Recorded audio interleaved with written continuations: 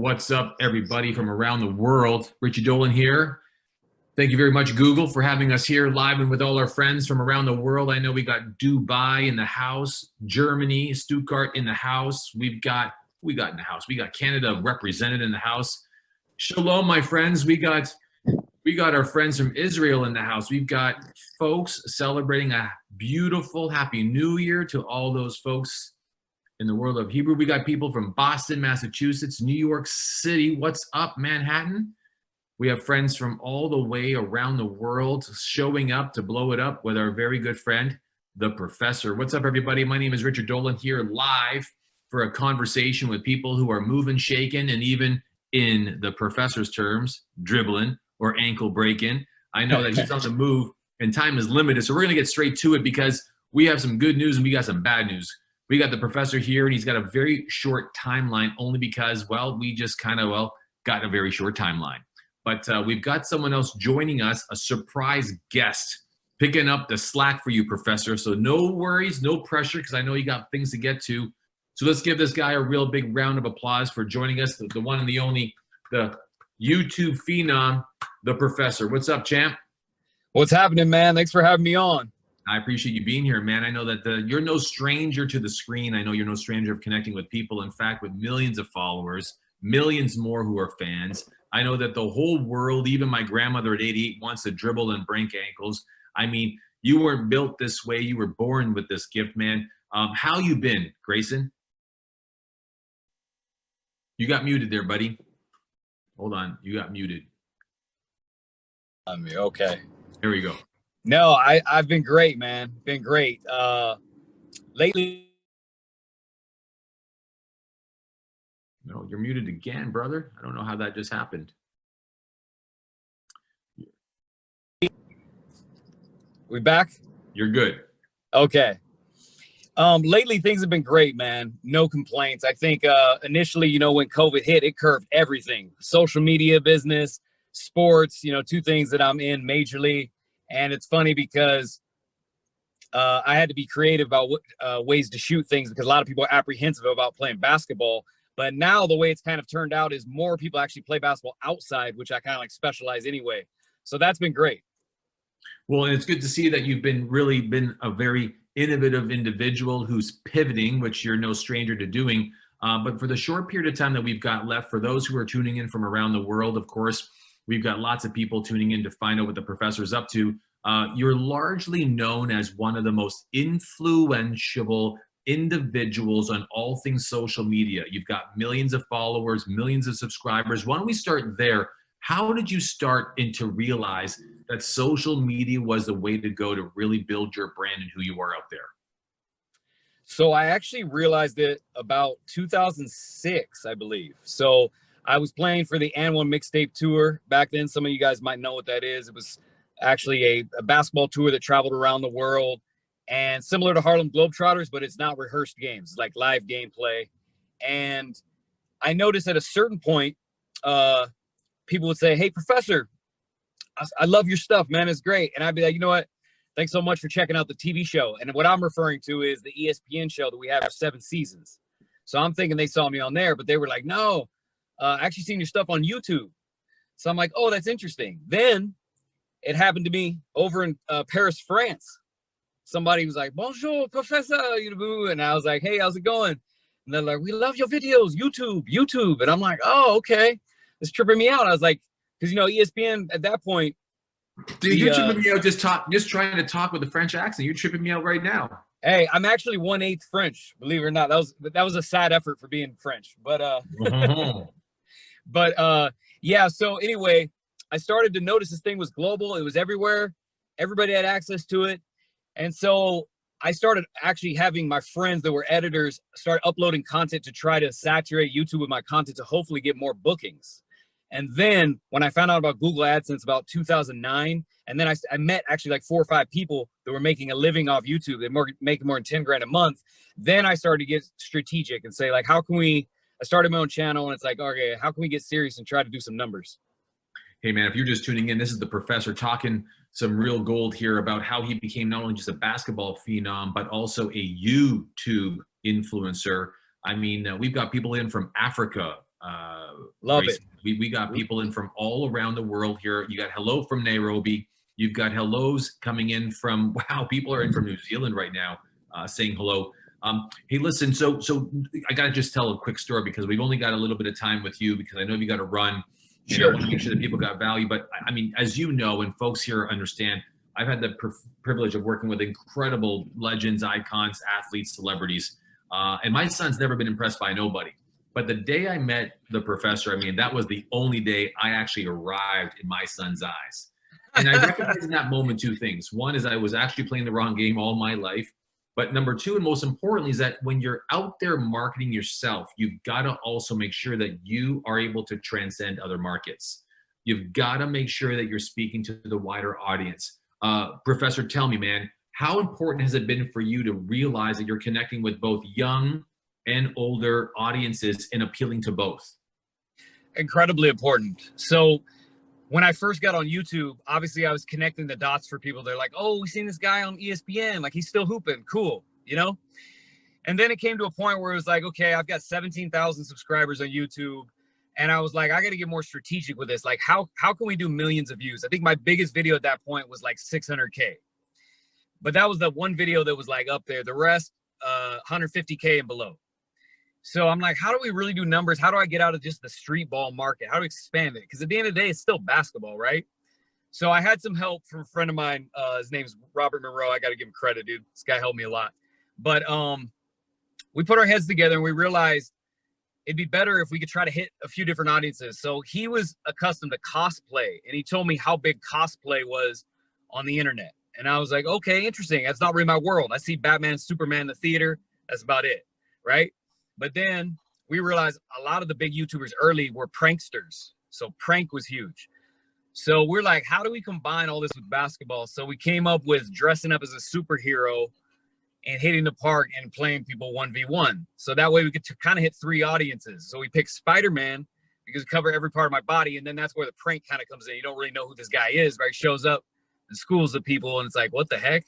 So we tried to combine all those. We made a video, Spider-Man Basketball episode 1 today has like 42 million views, but we did 6 million in a week, and I went from 17,000 subscribers to 600,000 in 1 week. So hitting multi-audience is everything.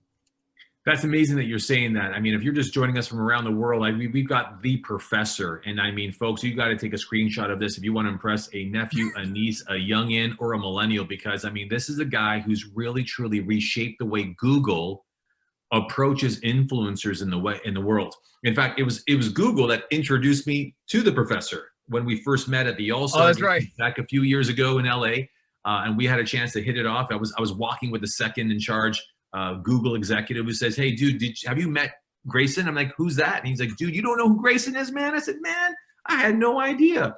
I mean, I've walked the streets of LA with lots of celebrities, but no one gets more attention than this cat right here. And I mean, what he's been able to master is the opportunity of not only coming out of obscurity, but remaining in the view of many. So Grayson, why don't you share with our friends, are there new things that you're doing right now that others would love to know that they can try to continue building their audience and connecting with those who want to learn something? Yeah. So something that everybody can do. Well, one thing is key, you know, it's like, you got to have a niche in the marketplace. You know, if you want to do numbers, yes, you could be a rapper. If that's your dream and passion, go do it by all means. But know that you're hopping into something that's ultra saturated, right? Like for me, I'm in basketball, but there's a niche because I'm doing like street ball. It's like a fancier highlight driven basketball, kind of like the Globetrotters for people that aren't familiar. And so finding a niche is great. If a niche happens to match your passion, you've really won, you know?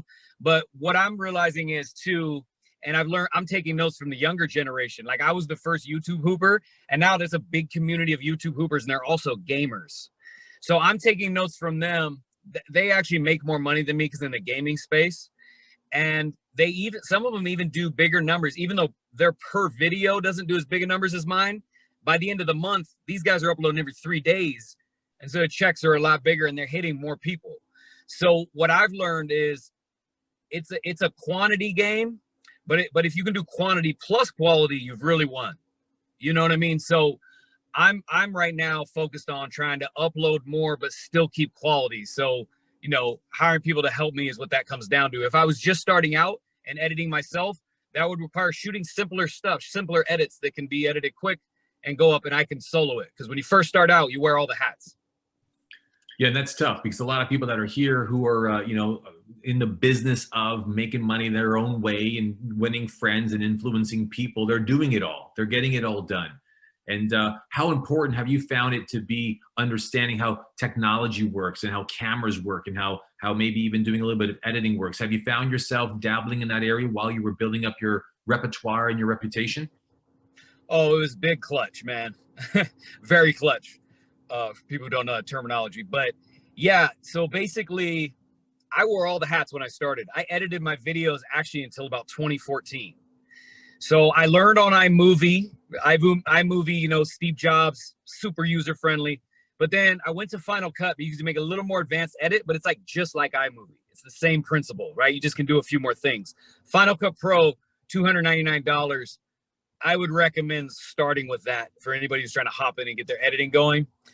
I would also recommend, like Rich said, with technology, get a cheap vlog camera or get something that's easy that you can just do a point and click. DSLRs can get very complex, especially the more expensive you get. Billions of settings, filters, you got to change it for the light.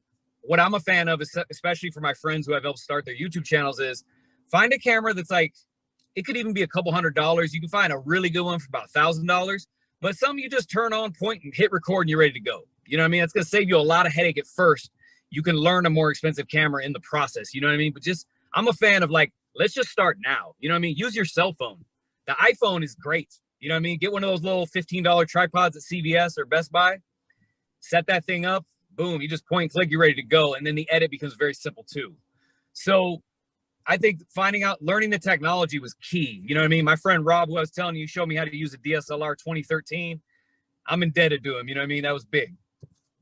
So do you find yourself actually at this particular time, given the crisis at hand and how the world is unfolding, you shooting more content or less content? Everybody's actually trying to shoot more if they want to keep their AdSense check as it was. YouTube helped us out a little bit. They made it to where if a video is longer than 8 minutes, it runs 2 ads. It used to be 10 minutes. So they shortened that. That was cool because majority of my videos are 7 to 10 minutes. So now I'm getting 2 ads on way more videos. So that helps. But I think shooting more, I think at the end of the day, it made most YouTubers who are making a living, it took them down on the AdSense, so they tried to turn it up. And so if you're just starting, you're still competing with that whole marketplace. So you want to try to shoot more. But I will say, can you still blow up at 1 or 2 videos a week? Yeah, you can. You can, but you got a better opportunity doing 3. And if you're doing 5, you're really winning. You're really winning. You know what I mean? You're connecting with the audience at a very simple rate. You're building a library quicker, but you're also connecting with people just more often. You're just reminding people more often that you're out here. Now listen, I'm going to do a real cool entertainment entrapment trick, which is there's so much I want to ask you. There's people asking me questions. I've never seen so many questions coming under the private line here. Pissed I can't be on here for an hour, man. We're going to have to part 2 this, man. Dude, I totally was looking for that. So I'm completely happy that you said it. Okay. We'll do a part 2. We got him for a part 2. But here's one of the things that came up from the Google executives that I know a lot of folks here would love to know is that you came across in the world as some sort of a reality show type guy. Yep. How important do you feel it was to keep reality as a part of your MO, to keep it real, to keep street ball there? So a lot of people who are professionals and entrepreneurs that want to really connect with the community and really create authentic results. Do you feel reality is an important part? Because in this world of stage lighting and filters and all the other fancy stuff, keeping it real, do you feel that's still important to have content? I think it's incredibly important. Incredibly important. I usually don't define it as showing reality. I define it as just showing personality, interactions with other people, but reality, same thing, right? So the more you can show your personality, the way you live your life daily and you interact with others, is big. I like how Gary Vee talks about it. He says, instead of just giving information or for me, just doing highlight basketball, which is how I really wanted to do YouTube when I started, it's better to document the journey. You know what I mean? Whatever your journey is, it's if you want to be in the business of construction, instead of giving construction advice, show your journey into developing into whatever position you want to be in. You'll be able to connect way more because people can be there with you through your journey, and they can relate to you, because a lot of times when people start this, they're not always at the top, right? We're not all Grant Cardone. We don't start social media at 10x lifestyle. You know what I mean? So you got to start at the bottom, but people can enjoy going with that journey. So for me, what I found, and this is a big key right here, most people, when they start social media, they want to do it their way. Like, I just want to do basketball highlights and call it a day. I don't want to get into personal stuff. But then I realized the audience wanted that. When I showed a game, when I showed a vlog, and I showed a little bit of lifestyle, and then I showed a story with the lifestyle and a story how we ended up into a game, whether it was like we were touring New York earlier that day, and then we went to court, some dude started talking trash, and next thing you know, we're into a game. That's way more captivating. So it's like the story leading to it was everything. So I realized what I took away from that was, if you want to do social media, most of the time you can't do it the way you want to do it going in. It's a 50-50 tug. You have to do 50% what the market wants, and then 50% you like it. You can't sell out and do 100% what the market wants, because you'll burn out, you won't like it. And you can't do 100% what you want, because it's not fair to them. It's not what they want. So it's usually like a 50-50 thing.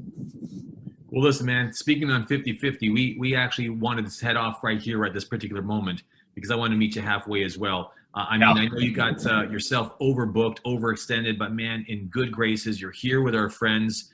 You're here to part your advice. I got you down for a part 2. We'll definitely log that up. Love it.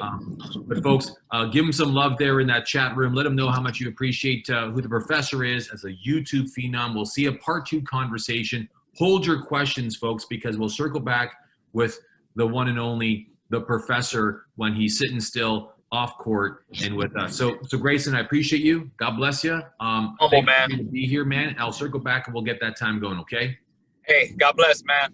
Talk to you soon. All right. Later. Now, folks, I couldn't leave you hanging, because, I mean, if you're going to start talking about legends, if you're going to start talking about coming out of obscurity, and if you're going to start talking about telling stories, I thought to myself, well, gosh, when the professor called me and said, Rich, I gotta back out because I need some time. I just double booked myself.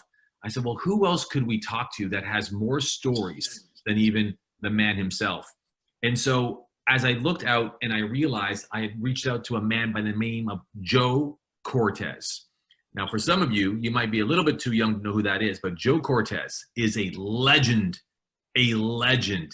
a boxing Hall of Fame legendary referee that's actually officiated 170 world title bouts. This man has been amongst the biggest, meanest, most heavyweight champions of the world. I'm surprised he's never reffed Grant Cardone in the ring. I mean, this man has actually, in fact, stood in the same ring as George Foreman, Oscar De La Hoya, and yes, even Mike Tyson. And he's got both ears to prove it. I mean, this man right here is not only an incredible icon in the world of boxing, he's in fact revered and celebrated as one of the top minds of the sport.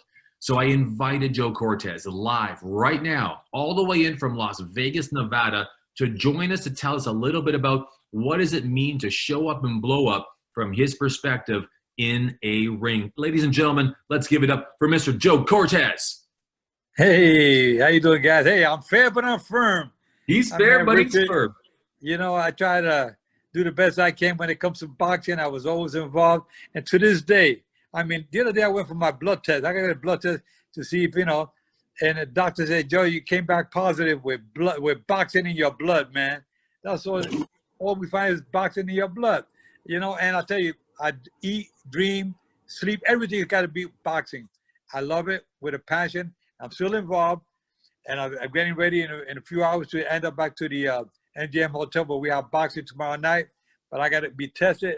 I get tested every week. Go into quarantine, go to my room. Tomorrow I get a text, hey, Joe, you're clear to go.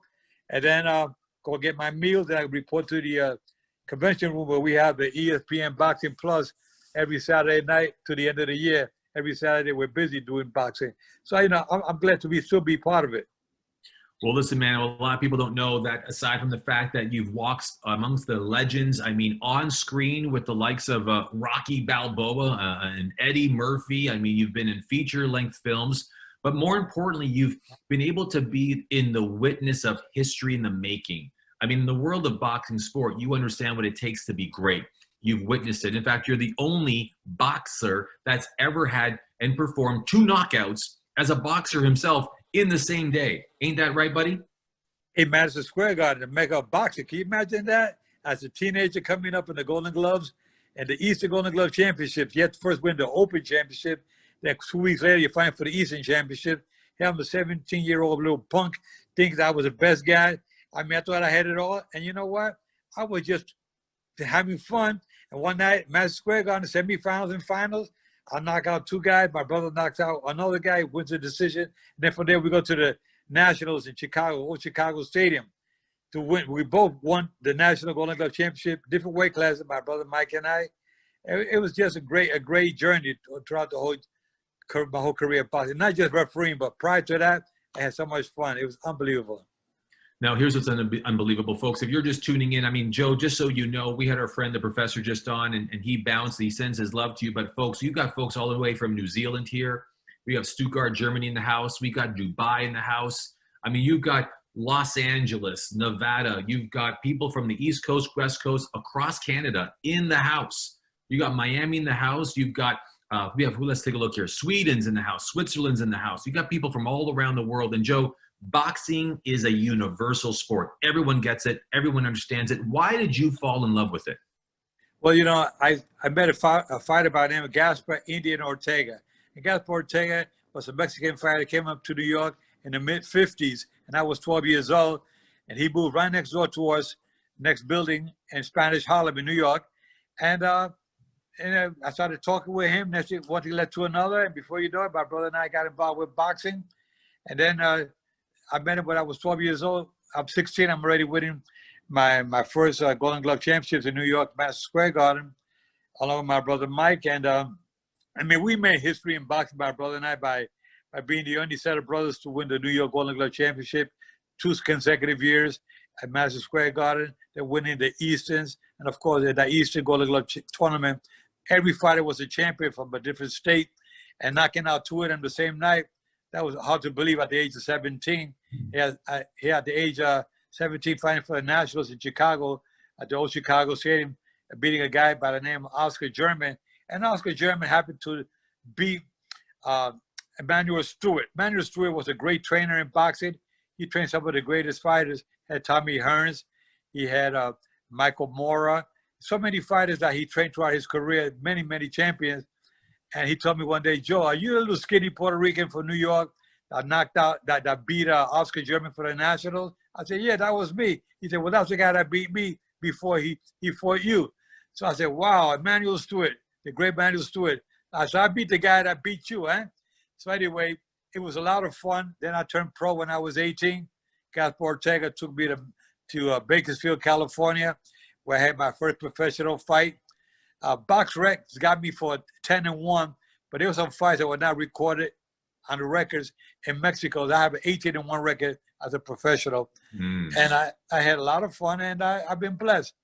I retired from boxing. 8 years later, I came back as a referee. So now let's talk about that. Let's talk about that. Yeah, I came back as a referee, and it was an amazing journey there.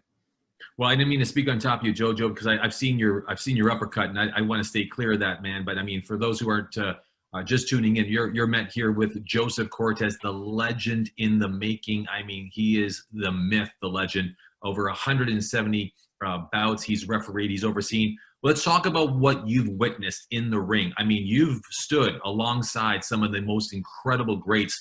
What's the first thing that you'd observe about what makes champs champs? Well, okay, what makes a championship is a fighter that gets in there. Let's say, I'll give you an example of Riddick Bowe and Evander Holyfield. They fought 3 times. I had the honor of refereeing the first one and the third one. And to this day, people still talk about Riddick Bowe, Holyfield. The first one was one of the greatest heavyweight fights in the history of boxing. And I had the honor of being the third man in the ring. And I can tell you one thing, that when you got fighters that are punching each other back and forth, you know, came up to a fight where Evander Holyfield lost the title to Riddick Bowe that night. Then they had the second fight, which is the Fan Man. If you recall the Fan Man in Caesar's Palace, a guy come with a fan on the back of the parachute. He comes over the ring and flies on into right on top of the ropes while Evander Holyfield and Riddick Bowe are fighting. Bill Lane, my colleague, Bill Lane was the referee for that. And Riddick Bowe lost the title that night. Then they had the third time. The third time they fought the trilogy. The third fight was held again here in Las Vegas, and they called me the referee to fight again. Again, another great fight. Evander Holyfield put Riddick Bowe down. I think it was in the 5th round. And I said, wow, talking about the champion.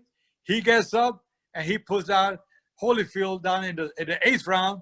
The first time, they put him down the second time in the same round. I waved it off and stopped it. I didn't want him to hurt Evander Holyfield seriously, so I stopped the fight. But I was talking about a champion's heart, a guy that really gets dropped, gets down. You're a champion. You get dropped, you get up, you keep fighting. You're a true champion. But then again, guys, remember one thing. Some guys don't make it in boxing as champion, but like I say, you make it in life as a champion in life. And that's important these days, especially what's going on around the world right now.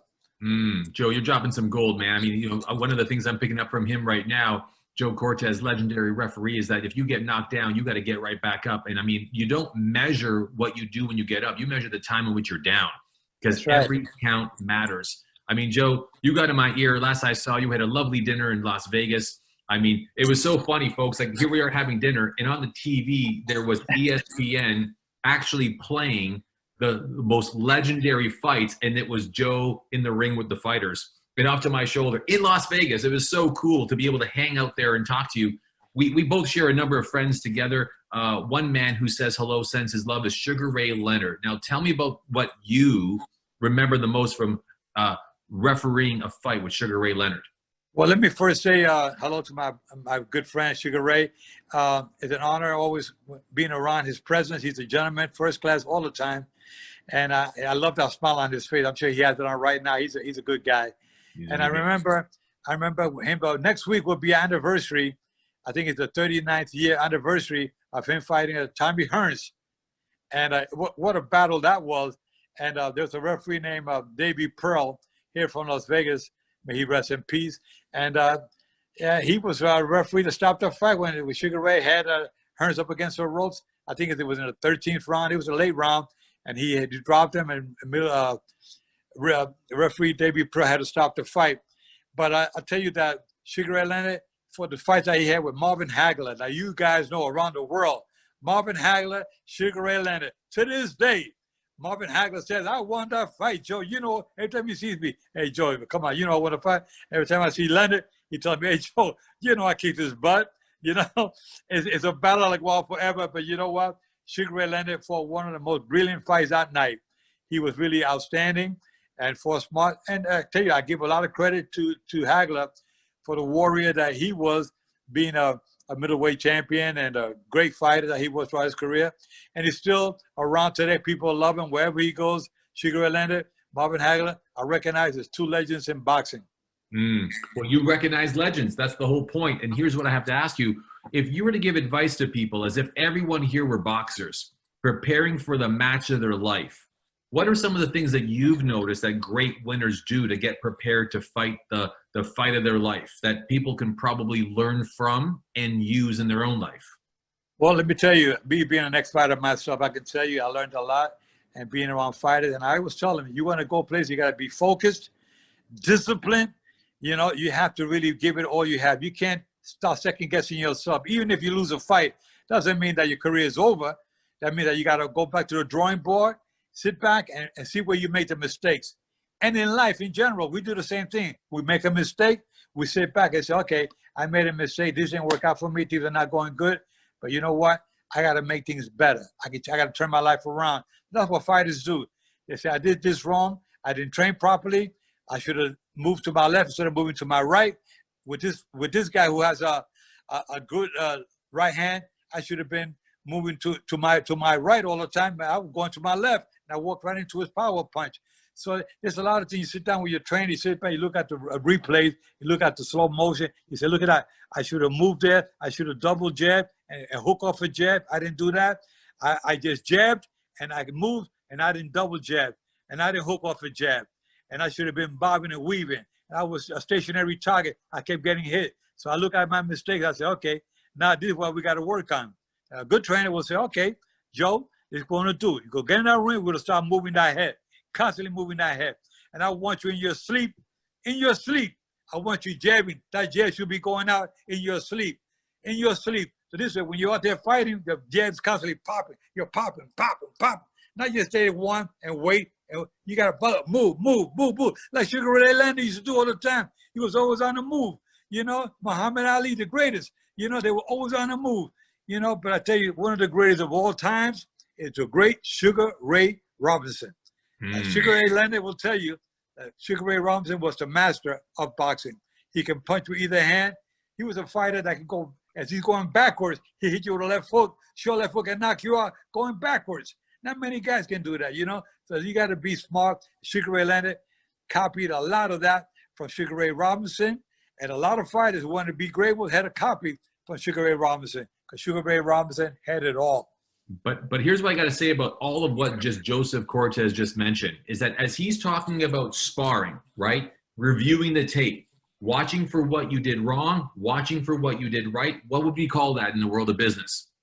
Role-playing, doing the work, getting out there, learning something, applying it. And so in the world of boxing, what I've noticed is that through the power of repetition, you're fortifying in your brain the instinctive reactions you need. So the moment something happens from your opponent, you know how to respond. And in life, you need that as well. You're all boxers. The opponent, it's your client that wants to say no.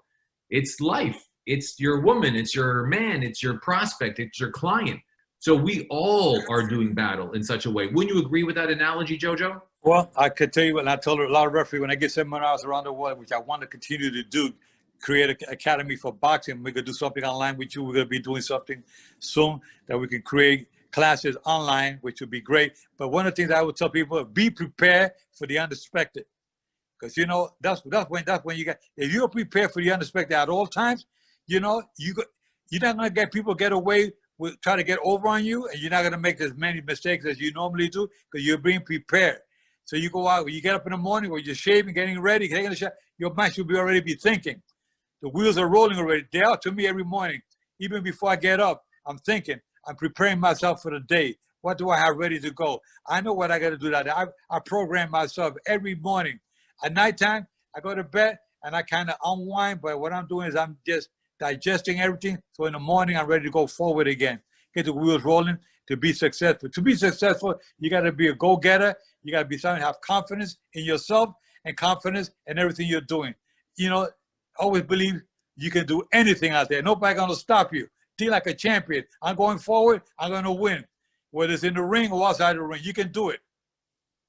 Man, you talking truth all the time, Jojo. You talking the truth all the time. Listen, we're here with legendary referee, Mr. Joseph Cortez. I mean, I've come to know him as not only an incredible leader, he's an inspirational human being.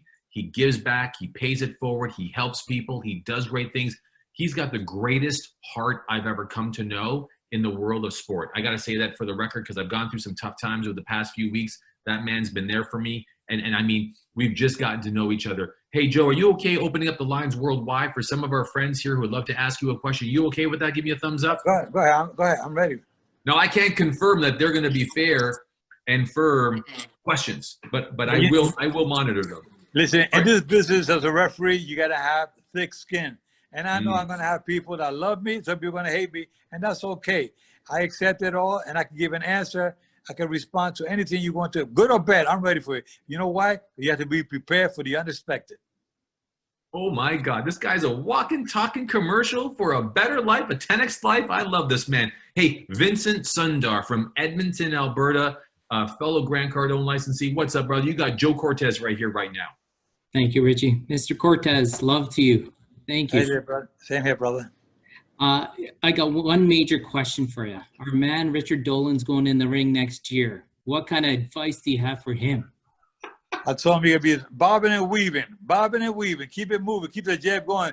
Be prepared for the unexpected, because you know what? You could be a champion, but you got to believe in yourself and make sure you go forward. If the right one don't get you, the left one will. Goodness gracious. I thought he was going to say, cut back on the sweets and step back on that bike. But that's a good question. That's a good question. I've got some more questions in here. I've got someone in here right now. that asked the question. They're currently driving, so they just texted it to me. They said, Joe, what's the thing you miss the most about being in the ring and being a referee?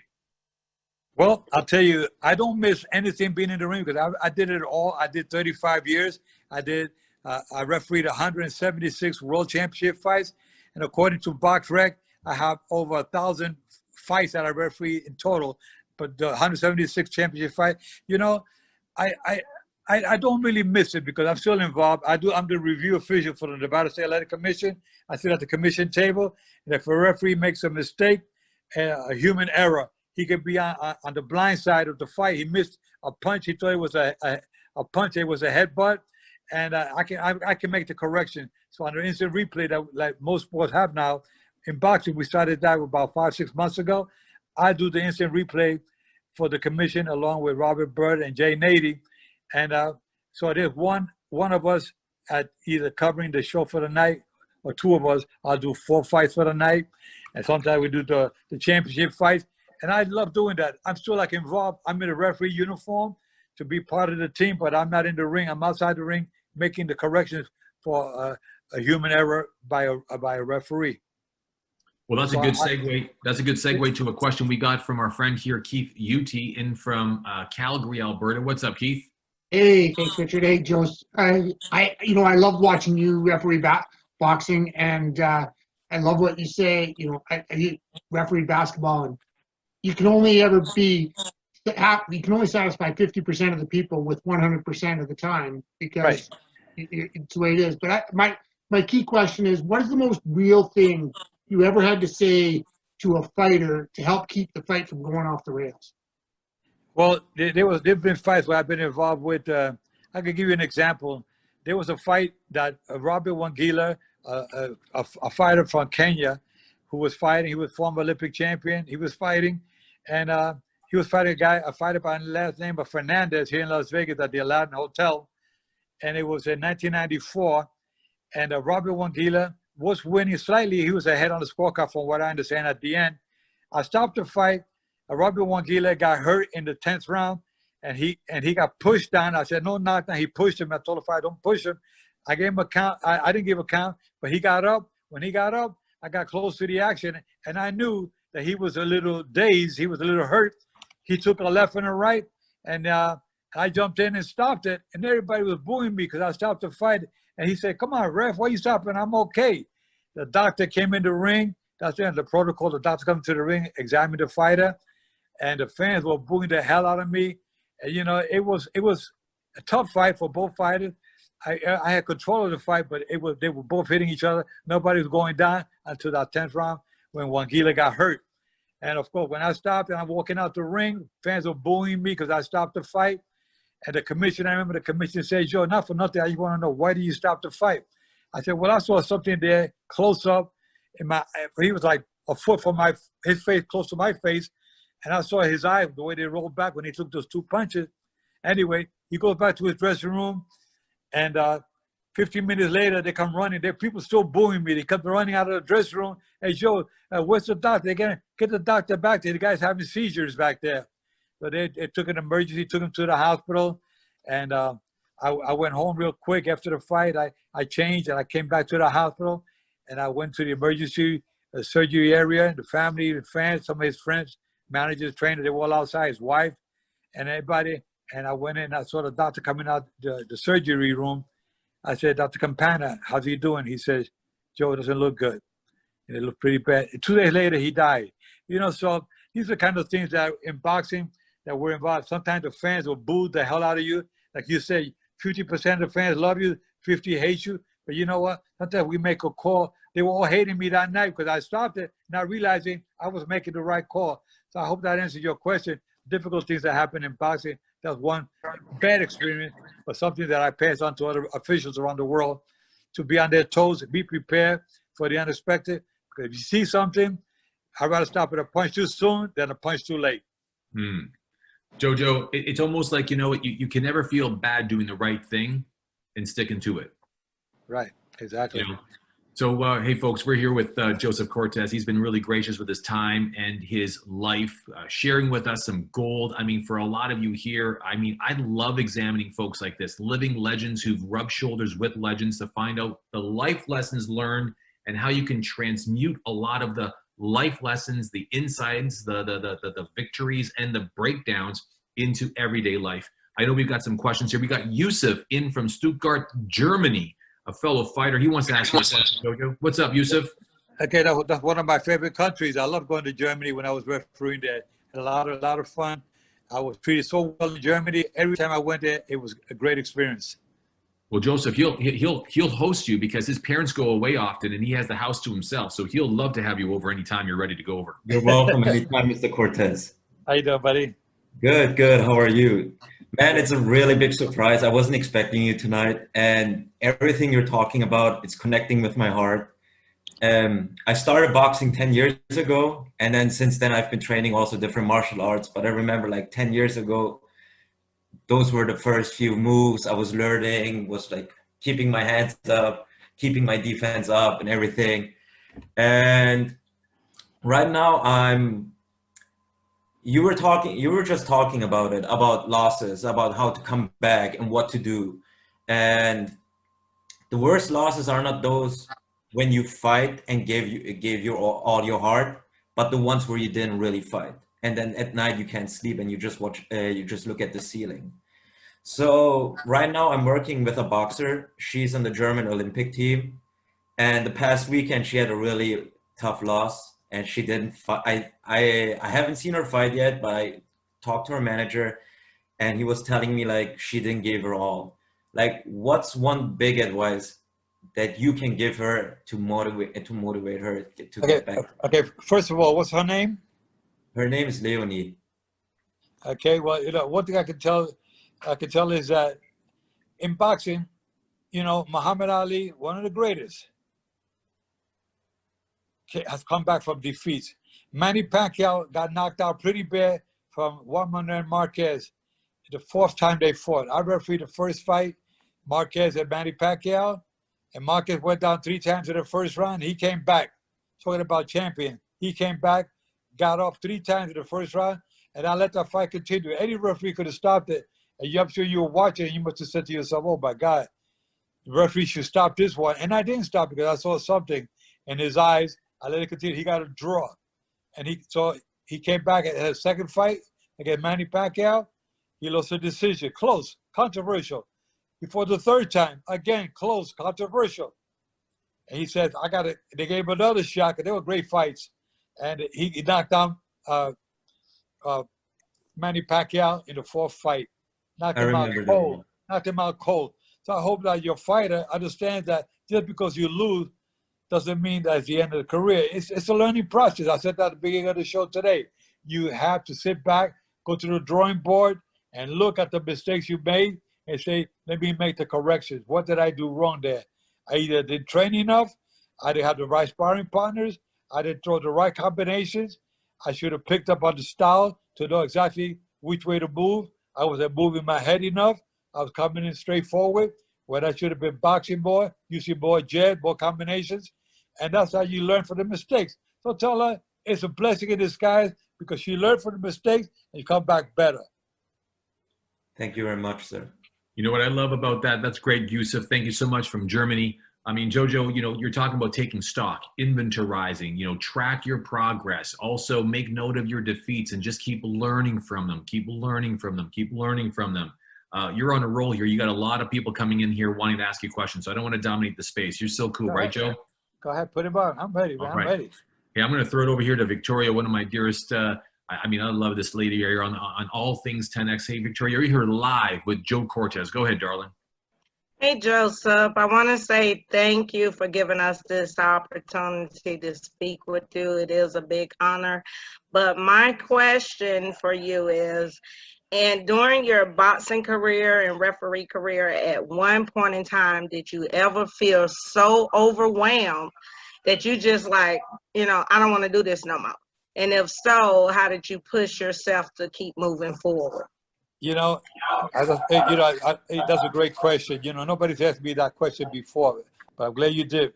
and I'm going to answer you how I feel. I never felt like that in my life. At the ring, I've always felt confident of everything I did. Any decision I made, I never second-guessed myself. I always felt I was doing the best of my ability because I've always done my homework prior to a fight. I like to study the fighters. I like to know their habits, so I would be prepared to know if he likes to hit low punches or if he comes in with his head, his behind the head, rabbit punches, illegal. I'm prepared for these guys. So when I go to the dressing room to these fighters, I give them the instructions back in the dressing room to make sure that they understand where I'm coming from, because I'm a no-nonsense referee. Outside the ring, in my personal life, I'm the sweetest guy. I love everybody. I love helping people out. I care for people, you know. And I know fans that love me, fans that hate me. But you know what? I love them all because it's only a sport. It's not that they really don't hate me in their heart. They just hate me at the moment. They had a favorite fighter that lost. I had to take a point from his fighter because he committed a foul. They don't like it. They say, what do you take a point for? But they don't know the rules the way I do. So I do what I got to do as a referee. But I never second guess myself. And I think that in life, anybody, whatever you do in life, like I was telling my brother there, Richard Dolan, don't second guess yourself. Be prepared for the unexpected, but be focused and always do your homework. If you do your homework, you study, you're going to pass the test. Simple as that. You got to do the work, got to do the reps. Ain't that right, Brother Jojo? Thank you so much, Victoria. I'm going to move over to another part of the world in Latin America with Eduardo Robles. My man, what's going on? You got our very own Joseph Cortez right here. What's up, Eduardo? Thank you. Thank you very much, Richie. Thank you, Joe. This is great. Finally meet you. I saw you in Rocky Balboa movie and in many fights, and I just got a question for you. Can I do it in Spanish? Claro que sí. Estamos aquí para hablar español como tú quieras. Thank you very much. ¿Quién fue tu boxeador favorito entre estos dos? ¿Julio César Chávez o Oscar de la Hoya?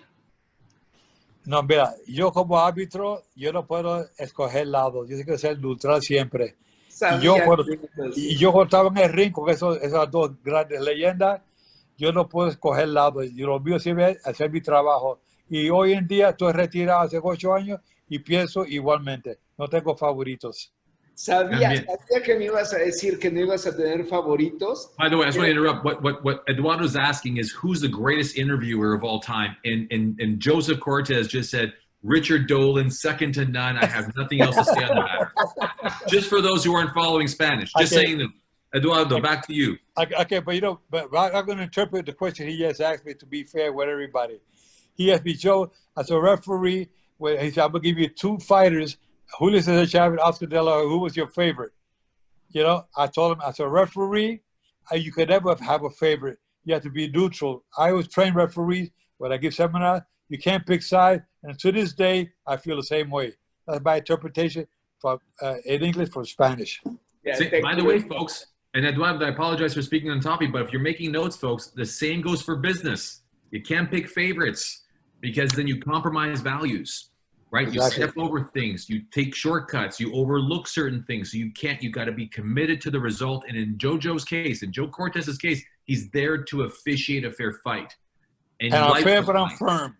He's fair, but he's firm. Absolutely. Absolutely. Thank you very much, Joe. And let me tell you something. In Mexico and in all Latin America, everybody knows that the referee, the #1 referee, legal referee, is Joe Cortez.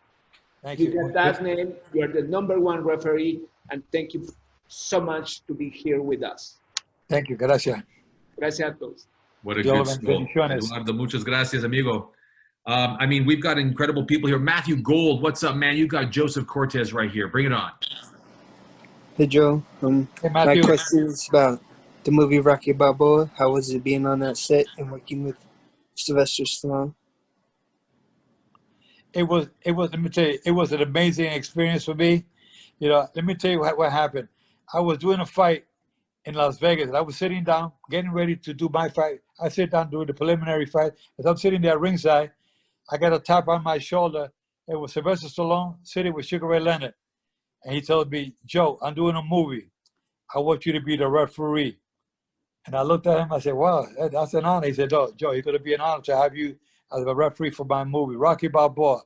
He said, he gave me information, and next thing you know, I get a call from one of his managers, one of his agents, telling me, Joe, Sylvester wants you us to send you a script for the movie. You're gonna be the referee for the movie, and it was a great experience working with him 6 days. It was 10 to 14-hour days doing that movie, that boxing scene. And Sylvester said, Joe, I want you to help me. I want this movie to look authentic. I want it to look as real as possible. How can you help me? I said, I can help you. I can get you real boxing people in the movie, real boxing people, corner man, cut man, inspectors, timekeepers, judges, referees. I get you everything. He said, can you do that for me? I said, yes. I got 23 extras in the movie. Those 23 extras happened to real boxing people. And I'll tell you, it was one of the best boxing scenes in the Rocky movie, because Rocky Balboa with his opponent, Sylvester's opponent was Antonio Tarver. He was light heavyweight champion of the world when we filmed that movie, Antonio Tarver. So, it was really real, and I had a lot of fun. And Sylvester said, well, he got a script for you. I said, Sylvester, I don't need a script. You want to look authentic? Let me do it the way I normally do it. I move the way I want to do it. And you do the fighting, and I'll take it from there. And that's the way it was. And let me tell you, it turned out to be a great boxing scene. I hope that answered your question, brother. I love it, man. I love it. You know what I love the most about that is that it's all about keeping it real, keeping it authentic. No pretending. I mean, no whitewashing, no substitution. Keep it real, and you get real. Hey, folks, we got Joseph Cortez here, legendary referee, inducted in the Boxing Hall of Fame, same day as Sylvester Stallone, in fact, among many others that are in that league. Hey, Naran Kalathungam from Toronto, Canada. What's up, big guy? You got Joseph Cortez here, man. Thank you, Richard. Mr. Cortez, what an honor. Hey, how you doing, buddy? Hey. I have a question for you, sir. You've seen a lot of fighters, and you yourself are a fighter. When there's a fight, whether it's in the boxing ring or it's in business or in anything, I notice two different types of boxers. People that come out and they bring aggression, but without a lot of emotion. They're just cold, calculating, and then there's other fighters that I see that have a ton of emotion. So they're mouthing off before the fight and after, and there's a lot of emotion. Is it better to be a fighter that brings aggression without emotion, or how does emotion play into aggression? That's my question. Okay, let me put it to you this way, okay? And like you said, in life or in the ring, okay, you're right. A person that uses aggression but thinking smart, it's good. Like you get like Rocky Marciano. You get a fighter that's an aggressor. He's the aggressor, but he's thinking. That's the way he's trained. He's trained, so he's not off focus. He's concentrated. He knows exactly what he comes to. He has a plan of action. When you go in there being very aggressive without a plan of action, you're gonna make some mistakes. So you go in there and say, okay, this fighter, I'm not gonna go there and box him from the outside because he has better reach than I do, and I'm gonna be at disadvantage. But if I'm being aggressive, if I'm moving, I'm trying to get inside his body and work the body, they work their head. I be the aggressor. I know I'm a better puncher.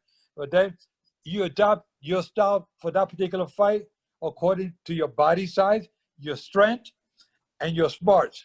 So the same thing applies in life. If you're gonna go out there, you're gonna be a pushover.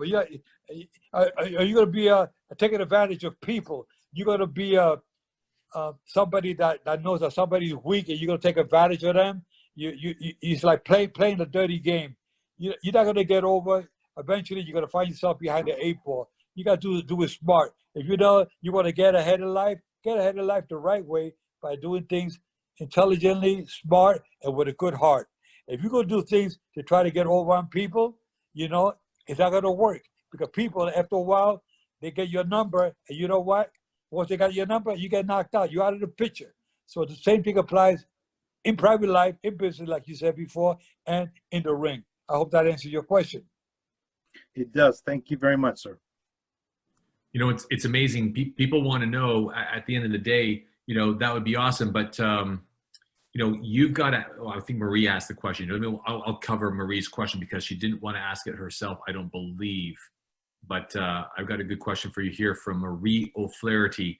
What would you say to the 20-year-old Joe Cortez after all these years of experience, if you had the chance to? What would I have to say? Any advice you would give him? Any advice you would give him? Any insights you provide? Well, let me tell you, I just got off the phone about a half hour ago with Riddick Bowe, former heavyweight champion of the world. They got him and Evander Holyfield are coming out to Las Vegas. They're going to come out to my gym. You see my gym in the background there. They're going to come here. We're going to do a segment in my ring, and we're going to talk about some of the fights that I refereed with them, the first fight and the third one. And, you know, I talk to some of these fighters. I see them, and I see they make all this money. They make tons of money.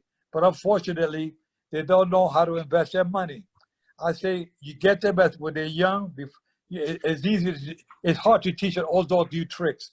But if you get a young fighter, you say, okay, listen, son, you're going to make a lot of money. You're starting to make some money. How about we take 10% of your purse and we invest it in some annuity, or some real estate property? We just keep doing that. I'll go every fight you have, 10% of it, we invest it into something that when you retire from boxing, you have something you can fall back on.